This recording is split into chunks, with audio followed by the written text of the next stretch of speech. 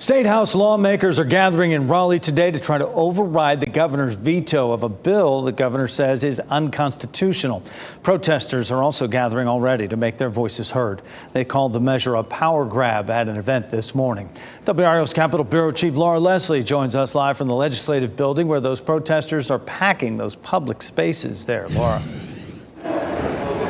Jeff, it looks quiet right now, but I'll step out of the way so you can see this rotunda area. These two stories just a few minutes ago were packed with about 100 protesters in colorful T-shirts and signs pledging to be back for the vote coming up this afternoon. They're focused on a bill that was passed by Republican lawmakers last month. Republicans called it a disaster relief bill, but the bulk of that bill was really focused on moving power away from incoming Democrats and giving it to Republicans. Now, Republicans say those changes they're making are within the law, but Democrats are calling it an unconstitutional power grab by a lame duck legislature.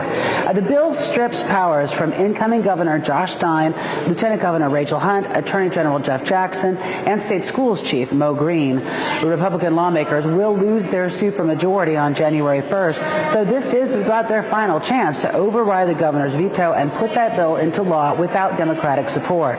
Protesters are here today to disrupt that. Western North Carolina community organizer Sam Stites says it's an insult to Helene victims to use a hurricane relief bill for political ends. Western North Carolina is not a toy to be played with. It is not an opportunity to exploit. It is not a place to be so violently disrespected. Yet, we are standing here today because some in the General Assembly need a reminder.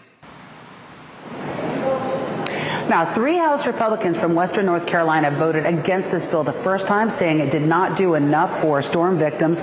We're waiting to see today whether those 3 change their mind and decide to vote to override the veto anyway. That House vote is expected later this afternoon.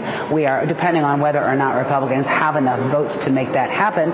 We are also expecting those protesters to be back at 3 o'clock for what's likely to be a very lively afternoon. Laura Leslie, WRAL News, live in Raleigh.